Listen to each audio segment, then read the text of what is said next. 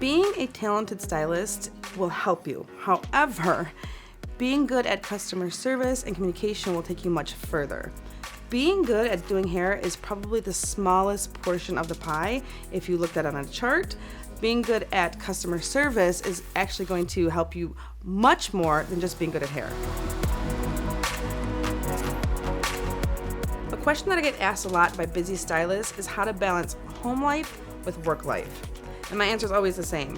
It's very difficult to find balance, so I suggest you prioritize. I like to make time for myself. I think if you don't do that, you kind of get resentment and burn out a lot quicker. Make sure that you make time for yourself. In this business, it's really important to continue to educate yourself because our techniques are always changing. If you want to increase your revenue, if you want to gain new clientele, educating yourself is very important. During the times when you're not busy, you could be watching an educational video, reading something online. I'm going to actually say for myself, it's not something that I did until it became really, really important. And to anybody watching, I would do it much sooner than I did. I think if you're going to take a leap of faith and become a booth renter, you should do a little bit of research first. There's a big difference between being busy and being a business owner, which is essentially what you are when you become a booth renter. So just because you're busy and you're a great stylist doesn't mean that you'll be good at business. A great way to retain existing clients is to create client relationships. Something that I saw one of my friends do, it's a stylist that I thought was genius, is she writes down a little something about her client before she leaves, whether it be they went on vacation or they're gonna have a grandbaby or they got a new car or a promotion, and she writes that down, and when the client returns, that's one of the first things that she mentions to the client when they come back, and it makes the client feel very special. I think if you have a small space, but you're looking to have an inventory that can be versatile, you need to find a range that has a smaller portfolio but several functions. Something like TBH, which is low ammonia permanent color, so it has multiple functions and multiple uses within the small range.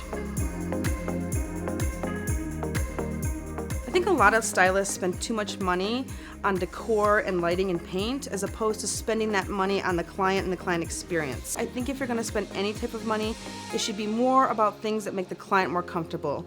Do you have something for her to drink? Do you have magazines for her to read? Do you have music or maybe a TV for them to watch while they're waiting? So everything for me, do you have client robes? Everything for me, and the money you spend is going to be all about the client. As a younger stylist, I wish I would have known how important education is. I wish I would have known the importance of saving for retirement, and I wish I would have known the importance of customer relationships. I think it's always best to be honest and upfront with the client. If a client asks for a service that you're not comfortable performing, I think it's best if you refer that client to someone who's better suited for that. In return for your honesty, they may return at another time and get a service from you that you're more comfortable with. This will also get you more comfortable saying no to clients, which will also build your confidence. I think some of the pros of having an assistant is you get to work quicker, more effectively. I always think about myself when I go to the doctors, and when I'm in the waiting room, I'm always greeted by a receptionist first, and then the nurse or the medical assistant comes and gets me next, and then I see the doctor. If a doctor had to do all of those things, such as greet me, take my appointment, take my vitals, my appointment would be twice as long, and I think time is really important for stylists and clients. Having an assistant allows you to take more clients per day. If you're currently booking 4 or 5 clients a day, you may be able to book 6 or 7 clients a day. So just by increasing the amount of clients you see a day, that in itself pays for the assistant.